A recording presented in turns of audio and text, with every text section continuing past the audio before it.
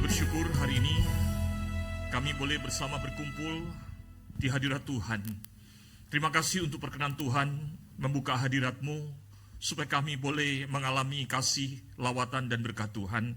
Khususnya di tahun yang baru, kami rindukan Tuhan, lawatan kasih-Mu meneguhkan kami. Oleh sebab itu Tuhan, kami berkumpul hari ini untuk memohon nasihat, bimbingan, berkat dari makanan rohani yang Tuhan sediakan, yaitu firman-Mu, supaya melaluinya kami tahu bagaimana harus hidup di tengah dunia ini, di tahun ini dan seterusnya. Allah Roh Kudus, terangilah hati dan pikiran kami supaya kami dapat memahami firman Tuhan dan melakukannya. Berfirmanlah ya Tuhan, di dalam nama Tuhan Yesus kami berdoa. Amin. Silakan duduk Bapak Ibu sekalian. Shalom. Sebelum menyampaikan firman Tuhan, izinkan saya untuk mengucapkan, bentar dulu ya, latihan dulu saudara. Ya, selamat tahun baru Imlek 2500. Lupakan saudara, tahun berapa ini? Nggak ada yang tahu, yang penting angpau ya. Selamat tahun baru Imlek 2577, kiranya Tuhan memberkati saudara sekalian hari ini dan seterusnya dengan segala limpah kasih setia Tuhan. Amin. Saudara, saya sudah gini, saudara nggak begini itu gimana? Salah ya. Nah saudara, sekalipun tahun ini adalah tahun kuda, ya kemarin malam saya ada resepsi sampai malam sekali, lalu ada teman yang mengatakan, wah Musa, tahun kuda itu tidak sembarangan, orang bilang kayaknya asik, tapi kuda itu kuda api. Kalau kuda api artinya apa? Kita disepak pakai api, gitu ya. Ada yang bilang larinya kayak api. Saudara sekalian, ada satu bagian firman Tuhan, mari kita baca bersama, Amsal 21 ayat 31, 1, 2, 3. Kuda dipersiapkan untuk hari peperangan, tetapi kemenangan ada di tangan Tuhan. Amin. Saudara, jangan mengandalkan kuda, jangan mengandalkan apa yang kita punya, kekuatan yang kita punya atau kekuatan apapun, kecuali satu, kekuatan dan berkat dari Tuhan. Saya yakin, seperti firman Tuhan di dalam Yeremia 17 ayat 8 dan 9, orang-orang yang mengandalkan Tuhan itu seperti ditanam di tepi aliran sungai, dia berbuah lebat, tidak mengenal musim kering, terus diberikan kekuatan berkat Tuhan. Amin. Nah saudara, di dalam tradisi Tionghoa, hal yang paling penting itu biasanya apa? Jangan bilang angpau ya, angpau memang penting sih. Di dalam tradisi Tionghoa, makan itu adalah hal yang penting. Betul ya? Kalau kita merayakan Imlek, maka kita berkumpul sambil makan. Kalau kita ulang tahun, hari ini ada yang ulang tahun, saya tahu.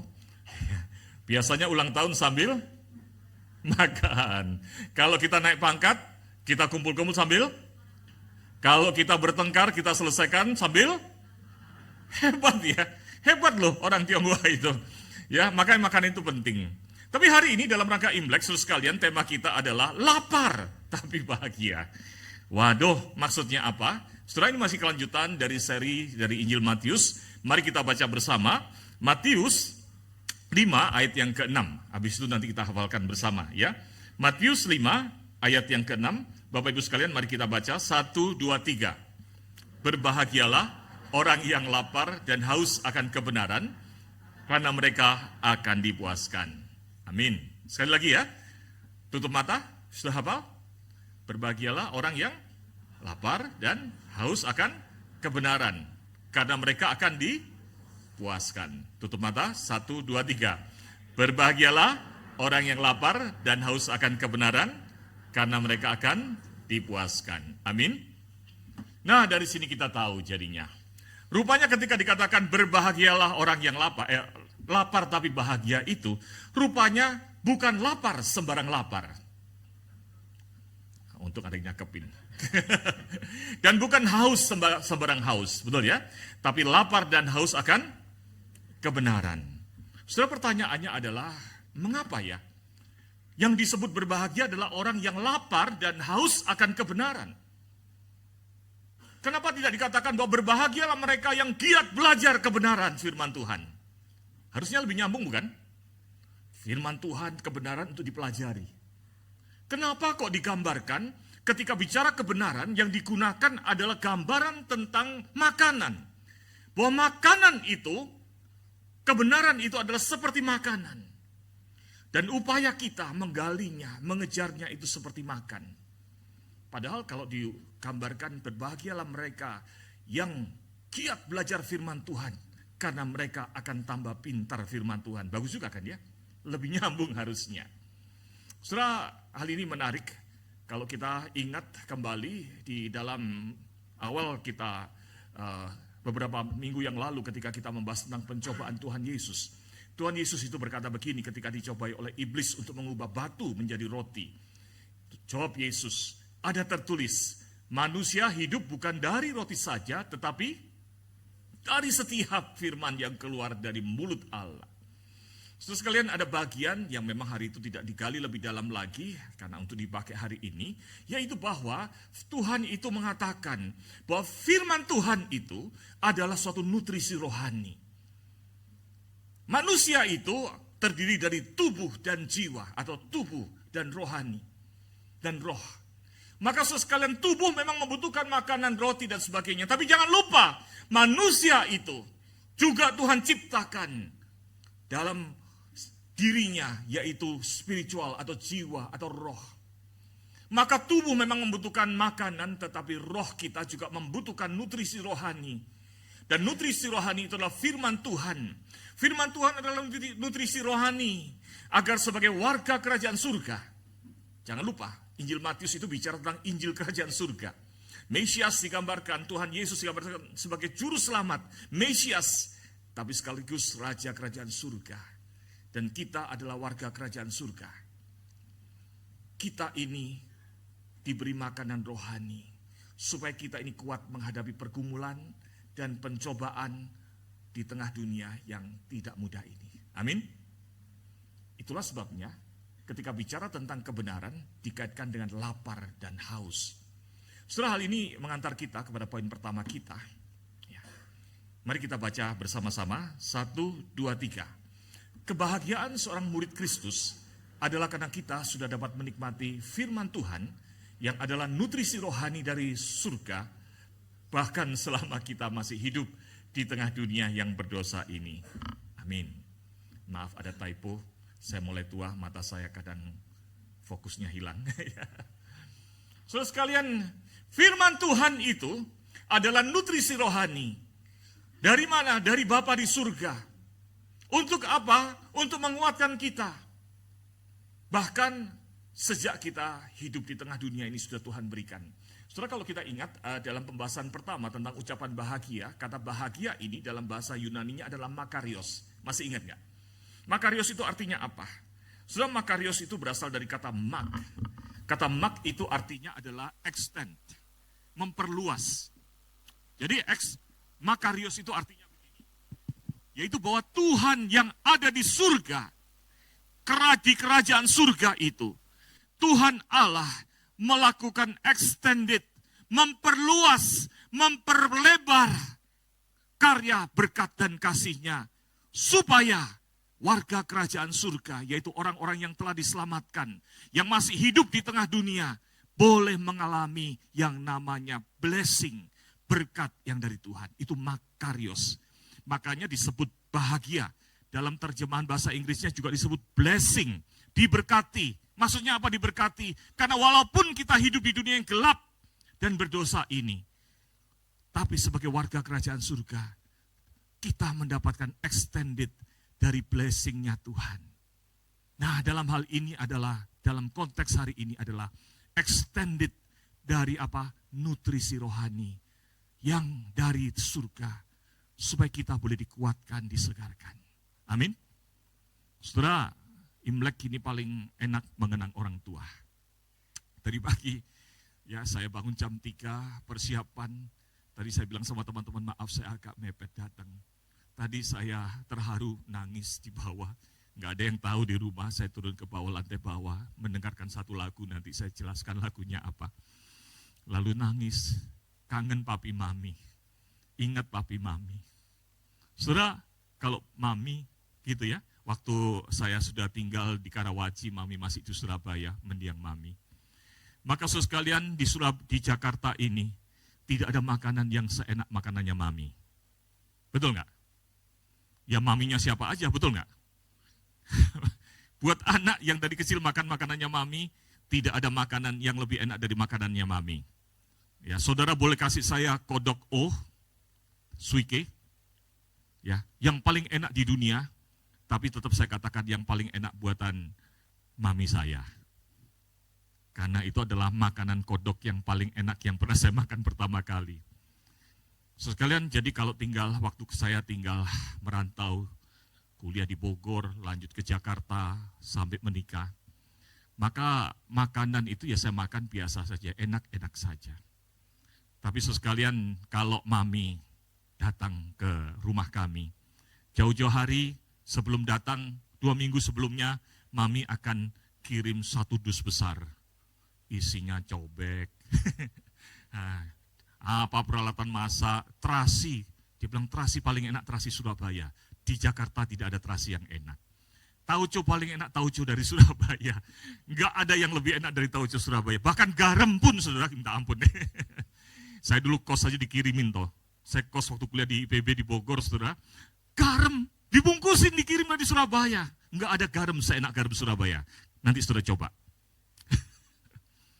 Maka saudara kalau mami mau datang 2 minggu sebelumnya 1 box datang isinya peralatan dan bahan makanan. Lalu mami masak. Dan makanan mami sudah jelas menunya selama sebulan. Hari pertama brongkos. Saudara nggak tahu brongkos? Brongkos itu enak saudara. Itu makanan khas Jawa Tengah yang mami saya pintar masakan apa aja. Belanda, masakan Chinese, masakan Jawa dan sebagainya. Jadi begitu mami datang, semua memori dan keindahan, kenikmatan yang dari Surabaya dibawa ke rumah saya, tapi cuma sebulan. Betul ya? Saudara, itulah the beauty, indahnya, bahagianya. Yaitu apa? Hal yang saya tidak bisa nikmati karena ada di Surabaya. Dibawa datang oleh mami, dimasak fresh oleh mami sendiri. Disajikan untuk saya, dinikmati. So sekalian, bukankah itu hal yang bahagia? Amin. Hari ini, makanya tadi kenapa saya nangis, hari ini nggak ada yang masak brongkos seenak mami. Nggak ada suike yang enak itu. Nggak ada risoles dan lumpia yang mami biasa buat itu lagi. Mami sudah di surga. Betul ya? So sekalian, jadi kalau kita itu bisa mendapatkan dari tempat yang jauh, blessing, berkat, nutrisi rohani yang dari Tuhan. What a beauty, itulah hal yang indah, itulah bahagianya anak-anak Tuhan. Sekalipun hidup di tengah dunia yang berat, di tengah dunia yang rusak oleh dosa, ada makanan rohani yang dari Tuhan, yaitu firman kebenaran yang dari Tuhan. Amin. Saudara, di dalam Mazmur dikatakan begini, saudara. Taurat Tuhan itu sempurna, menyegarkan jiwa. Peraturan Tuhan itu teguh, memberikan hikmat kepada orang yang tak berpengalaman. Titah Tuhan itu tepat, menyukakan hati. Perintah Tuhan itu murni, membuat mata bercahaya. Ayat 11, lebih indah daripada emas, bahkan daripada banyak emas tua, dan lebih manis daripada madu, bahkan daripada madu tetesan dari sarang lebah. Itu seperti tadi saya katakan, seenak-enaknya suike yang ada di dunia ini, paling enak suikenya mami, betul ya? Tapi sayang suike itu sekarang sudah tidak bisa dinikmati lagi. Tapi hari ini ketika kita bicara firman Tuhan, Bapa di surga, Kristus Yesus, Raja Surgawi, Sang Mesias, mengirimkan firman-Nya sebagai nutrisi rohani yang menyegarkan itu, menguatkan itu. Berapa banyak di antara saudara ketika saudara sedang sedih, lesu, termasuk anak-anak yang dirantau, ada Nicole, ada siapa lagi, kadang-kadang sedih ya, jauh dari papa mama, persoalan hadapin sendiri. Lalu baca firman Tuhan. Tuhan menetapkan langkah-langkah orang yang berkenan kepadanya. Apabila ia jatuh, tidak sampai tergeletak sebab Tuhan menopang tangannya. Baca firman Tuhan itu, kita lagi sedih terpuruk, jadi bangkit kuat kembali. Amin. Ada yang pernah mengalami hal seperti itu? Itulah nutrisi rohani yang memberkati saudara. Hal yang kedua, saudara sekalian, ketika kita bicara tentang ayat ini, saudara, ayat ini menarik. Karena ketika dikatakan, bukan lapar sembarang lapar, bukan haus sembarang haus, tapi lapar dan haus akan kebenaran. Kata kebenaran di dalam bahasa Yunaninya menggunakan kata dikaiosune. Dikaiosune itu artinya apa? Pertama artinya kebenaran atau juga just atau keadilan. Tetapi sekalian, kata dikaiosune itu juga artinya apa? The approval of God. The approval of God. Dipuji, persetujuan, perkenan Allah. Bahkan juga artinya apa? The doctrine concerning the way in which man may attain to a state approved of God. Yaitu suatu pengajaran yang dimana melaluinya manusia bisa belajar hidup yang di-approve juga oleh Tuhan, yang diperkenan Tuhan. Setelah hidup di tengah dunia, kita banyak diracuni oleh nilai-nilai dunia, betul nggak? Tapi ketika kita hidup, firman Tuhan di dalam 2 Timotius 3 ayat 16-17, segala tulisan yang diilhamkan Allah memang bermanfaat untuk apa? Mengajar, untuk menyatakan kesalahan, memperbaiki kelakuan dan mendidik orang dalam kebenaran. Ayat 17, dengan demikian tiap-tiap manusia kepunyaan Allah, yaitu saudara dan saya, diperlengkapi untuk setiap perbuatan baik. Amin. Jadi sekalian, firman Tuhan itu bukan hanya bicara soal dikaiosune-nya, kebenarannya itu, tetapi membuat kita bisa hidup, tahu hidup selaras dengan kebenaran Tuhan, sehingga kemudian kita boleh mendapatkan approval juga dari Tuhan. Saudara, itulah poin kedua kita hari ini. Mari kita baca bersama-sama. 1, 2, 3. Kebahagiaan seorang murid Kristus adalah melalui firman kita dapat belajar hidup selaras dengan kebenaran Tuhan dan dianggap benar oleh Tuhan. Bukan bahagia karena dipuji oleh dunia. Saudara, kebenaran itu bukan hanya memberikan kekuatan, kesegaran, tapi membuat kita tahu bagaimana hidup yang benar itu. Saudara, Tuhan Yesus, firman Tuhan berkata kepada Daud, firman Tuhan berkata apa? Daud itu adalah the man after my own heart. Itu bahasa Inggrisnya. Apa itu? Orang yang hidupnya, yang hatinya tahu apa yang aku mau. Yang mau meluruskan hidupnya, menyelaraskan hidupnya sesuai dengan aku. Walaupun dia pernah jatuh, tapi dia bertobat, dia luruskan lagi. Sekalian hidup anak Tuhan itu bahagia. Ketika apa? Tuhan yang approve. Sabaslah engkau hambaku yang setia. Engkau setia dalam perkara yang kecil, aku percayakan perkara yang besar. Musa disebut si lembut hati. Ayub disebut oleh Tuhan sebagai orang yang hatinya teguh, taat sama Tuhan, tidak bercela. Saudara dan saya, di hadapan Tuhan disebut apa? Saudara, Imlek ini paling enak juga mengenang kembali orang tua kita, senior kita. Saudara, dari kecil, saya tidak pernah dimarah-marahin sama papi mami. Papi saya orang Jogja yang lembut tapi tegas. Mami juga nggak pernah marah sama saya. Dari kecil saya nggak pernah disuruh-suruh, ayo belajar, ayo mandi, nggak pernah saudara. Kenapa? Dari kecil dengan kasih sayang papi mami saya peluk saya, gini loh cara hidup. Bahkan diajari bagaimana cara jadi pria dan sebagainya, saya pernah sharingkan. Belajar itu pentingnya apa, dan belajar itu, studi itu, mahal harganya buat kami karena dulu kami miskin. Saya pernah 3 bulan bolos. Kenapa? Karena nggak tahan ditagih sama guru. Karena sebulan ya nggak sekolah. Karena 3 bulan nggak bayar uang sekolah, nggak boleh datang ke sekolah kan? Nggak punya uang. Jadi bisa sekolah, belajar, itu berkat Tuhan. Maka saya menghargai yang namanya belajar, walaupun saya nakal. Jadi sekalian saya itu dari kecil nggak pernah papi bilang, ayo mandi, belajar. Saya kalau sudah sore langsung masuk. Dan yang saya lakukan tidak hanya belajar. Saya buat eksperimen, meledak, korslet, listrik jegrek gitu ya. Tapi papi mengajarkan, jadi pria harus bertanggung jawab. Kalau kamu merusak sesuatu, kamu harus perbaiki. Kalau kamu bikin kotor, kamu harus bersihin. Jadi saya seringkali masuk ke dapur, bikin sesuatu, meledak, kompor habis terbakar, hampir rumah terbakar dan sebagainya. Saya tahu dalam semua kreativitas itu papi, mami saya cuma lihat dari kejauhan. Lihat anaknya yang kecil yang sedang belajar. Lihat bagaimana anak yang kecil itu beres-beres, kompor yang hampir kebakar dirapiin lagi. Anak ini telah bertanggung jawab. Makanya saya ingat sekali, waktu setiap kali ada tamu datang ke rumah, dari 5 anak, waktu itu belum ada anak kelima, adik saya, jadi saya anak keempat, jadi saya yang paling kecil. Jadi dari 4 anak, setiap kali ada tamu, papi mami selalu panggil saya. Dulu saya punya nama Belanda, karena papi mami saya itu ke Belanda-Belandaan, jadi bukan Totok, makanya kami nggak merayakan Imlek. Jadi saya punya nama Belanda, Rudi namanya. Kalau saudara sekarang panggil nama saya Rudi, saya nggak nengok saya. Tapi papi mami manggil saya Rudi.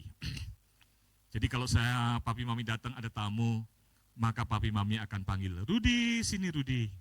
Saya yang masih kecil datang, bawa gambar kamu, bawa gambar kamu.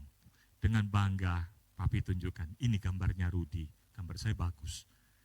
Nanti kalau ada tamu lagi, Rudi kesini Rudi. Papi mami bilang, ulanganmu kemarin tunjukin ke om sama tante. Papi mami bangga. Apa? Anaknya, dia bilang, anak saya nggak pernah saya suruh belajar, tapi dia nilainya bagus. So sekalian, waktu papi bilang begitu, papi mami sedang berkata, this is a approved son. Betul nggak? Anak yang saya approve, anak yang saya bangga, dia melakukan apa yang aku ajarkan. Saudara, waktu dipeluk sama papi nggak pernah langsung memberikan penghargaan. Tapi ketika saya meledakkan kompor, lalu saya beresin, selesai itu papi tepok-tepok. Tepokan papi tandanya apa? You are approved. Betul nggak? So sekalian betapa bangganya dan bahagianya seorang anak. Ketika papa mamanya berkata, kamu approved, kamu anak yang baik. Saudara, firman Tuhan, kebenaran diberikan supaya kita itu bisa selaras dengan Tuhan. Dan kita sebagai orang yang telah diselamatkan, warga kerajaan surga, di tengah dunia yang rusak dengan nilai-nilainya ini, kita ternyata diberi tuntunan oleh Tuhan untuk bisa hidup selaras dengan firman Tuhan. Maka sekalian saya suka dengan kalimat ini, Bill Hull berkata begini, saudara, tujuan hidup orang Kristen bukan baca Alkitab. Kalau saudara pikir belajar firman Tuhan, belajar kebenaran supaya mengisi pengetahuan jadi tahu dan pintar, maka saudara salah, belajarnya salah. Hari ini banyak saudara orang Kristen suka seminar, suka belajar ini, itu, dan sebagainya. Hanya untuk mengisi otak. Saudara, kebenaran firman Tuhan bukan untuk sekedar tahu dan berhenti di otak jadi pengetahuan. Kadang-kadang kita jadi sombong. Orang Yahudi menjadi sombong karena banyak tahu. Betul nggak? Firman Tuhan itu adalah nutrisi rohani. Untuk kita pakai, kita cerna. Jadi kekuatan kita berjalan di tengah dunia.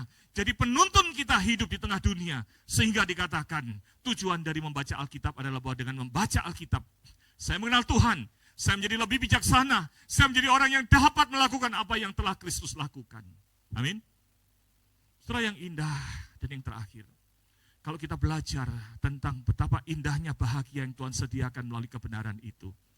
Maka di sini nasihat Tuhan adalah begini. Berbahagialah orang yang lapar. Saudara, kata lapar di sini adalah bukan sekedar lapar kepingin makan. Saudara sekarang mungkin mulai lapar kepingin makan, betul nggak? Paling nanti makan keluar ada potluck, icip dikit cuma kepingin makan. Tapi lapar yang disebut di sini adalah keadaan kelaparan. Bahkan kalau kita baca di dalam struktur gramatikal tensisnya di dalam bahasa Yunani-nya, itu bukan sekedar seperti saya kepingin makan nasi. Tapi saya mau menghabiskan nasi itu. Artinya begitu, itulah yang disebut dengan kelaparan. Kalau hari ini saudara pulang dari tempat ini ada potluck, lalu saudara dengan semangat kelaparan ini, maka yang lainnya nggak kebagian. Betul nggak? Dihabisin semua. Tadi saya lihat makanannya kayaknya enak, habis. Saudara, yang disebut haus ini apa? Haus ini sekalian harus kita lihat dalam konteks pada waktu itu. Di padang pasir, di padang gurun, di timur tengah saudara sekalian. Maka air itu adalah pergumulan sulit didapat. Maka rasa haus yang paling haus, yang membuat kering, yang membuat kalau nggak minum jadi mati. Itu bukan sekedar saya kepingin minum, pergi sebentar ke pantry, ambil aqua, balik lagi. Tapi rasa kehausan, membutuhkan, saya mengalami dehidrasi, membutuhkan, saya butuh. Kalau ada saya 1 galon pun saya minum 1 galon, kurang lebih gitu. Makanya William Barclay berkata begini, Kelaparan yang digambarkan oleh ucapan bahagia ini bukan sekedar kelaparan yang cukup dipuaskan dengan makan snack. Kehausannya bukan kehausan yang cukup dengan mencecap minuman yang sedikit. Ini adalah kelaparan yang paling lapar, haus yang paling haus. Firman Tuhan mengatakan, kalau engkau ingin menjadi orang yang berbahagia yang tadi kita sebutkan, maka terhadap kebenaran Tuhan itu, milikilah rasa lapar yang selapar-laparnya. Seperti engkau ingin menghabiskannya, memakainya buat hidupmu, menguatkan imanmu di tengah dunia ini, untuk engkau berjalan menuntun engkau dalam kehidupan ini. Sehingga setiap kali, setiap pagi engkau bangun pagi, yang engkau lakukan, Tuhan nyatakan kebenaran-Mu, supaya aku tahu bagaimana hidup di tengah dunia hari ini. Ketika engkau sedih, engkau datang kepada firman Tuhan, dan engkau berkata, Tuhan berfirmanlah, supaya aku dikuatkan. Saudara, saya sebagai hamba Tuhan pun, saya datang kepada firman Tuhan, bukan untuk kepentingan berkhotbah. Saya air mata, saya datang kepada Tuhan dan buka firman Tuhan. Saya sedih, saya kesulitan, saya mau mengambil keputusan sesuatu, saya datang kembali pada firman Tuhan. Nanti sebentar dalam laporan majelis sekalian akan dijelaskan, kita akan punya planning 6 tahun ke depan sampai 2031.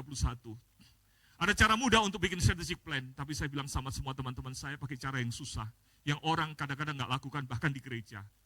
Saya katakan, pertama rapat bukan bicara tentang berapa statistik internal, eksternal, enggak. Itu dilakukan SWOT-nya, tapi sebelum sampai ke titik itu, duduk dulu 2 jam, baca firman Tuhan, merenungkan, lampu dikelapin, pribadi masing-masing cari Tuhan. Lalu tanyakan apa yang Tuhan pikirkan tentang kawasan Karawaci, apa yang Tuhan pikirkan tentang GKI Karawaci. Lalu kemudian duduk berdoa bersama, berdiskusi. Lalu petakan statistiknya seperti apa, peluangnya seperti apa, kekuatan apa, strength, weakness, opportunity, and threat-nya. Baru kemudian kita duduk, Tuhan, apakah ini yang Tuhan mau? Setelah apapun yang kau lakukan, kalau engkau tahu kebenaran itu penting, maka datanglah seperti itu. Itulah lapar yang dimaksud. Ketika engkau mencari jodoh, mencari pekerjaan, datangnya kepada Tuhan dan baca firman. Biarlah firman itu menuntun. Amin. Maka engkau akan mengalami bahagia itu. Maka saudara sekalian, mari kita baca bersama poin terakhir. 1, 2, 3. Lapar dan hauslah akan kebenaran Tuhan. Jadikan kebenaran firman Tuhan sebagai satu-satunya nutrisi rohani dan penuntun kehidupan kita di dunia. Jangan jajan kebenaran yang berasal dari dunia atau iblis. Kemarin waktu ada polusi, gara-gara kali Cisadane ya, kena cemaran, saya langsung bilang sama anak-anak saya, semua tidak boleh makan di luar. Saya siapkan makanan. Waktu COVID, saya katakan semua nggak boleh makan di luar.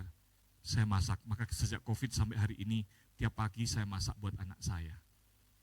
Buat bekal makan pagi, telur, susu, Milo, betul ya? Janet sama Karen. Snack, lalu kemudian saya masakan buat makan siang. Makan yang ini, aman. Enak nggak enak, buatan papa makan daripada kamu tercemar. Betul nggak? Saudara, saya jadi ingat waktu saya kecil.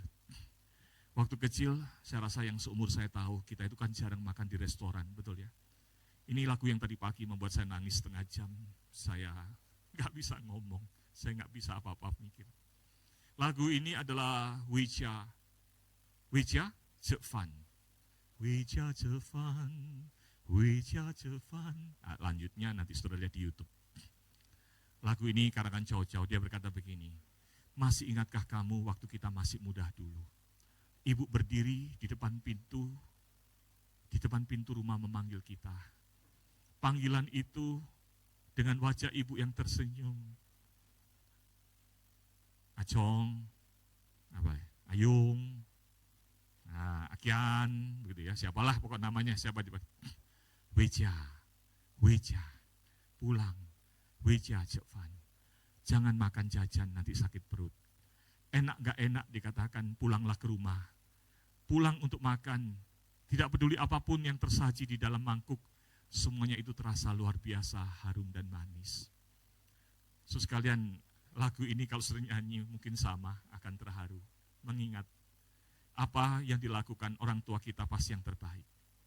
Saya ingin mengaitkan ini dengan apa yang sedang kita bicarakan. Tuhan berkata melalui firman Tuhan hari ini, ada kebenaran Tuhan yang adalah nutrisi yang terbaik. Mari makan, jangan jajan. Mari hiduplah, jadikanlah firman Tuhan sebagai satu-satunya nutrisi buat kehidupan kita. Amin. Mari milikilah rasa lapar itu. Mari kita berdoa. Tuhan, sempurnakanlah firman Tuhan hari ini, supaya kami boleh berbahagia menjadi anak-anak Tuhan, yang hidup bertumbuh melalui firman kebenaran Tuhan. Terima kasih untuk firman-Mu yang indah yang Tuhan berikan dalam diri kami, bahkan sebagai warga kerajaan surga yang tinggal di dalam dunia yang berat ini. Engkau telah memberikan kepada kami cicipan nutrisi rohani. Berkati supaya kami boleh hidup dan bertumbuh melalui firman-Mu. Di dalam nama Tuhan Yesus kami berdoa. Amin.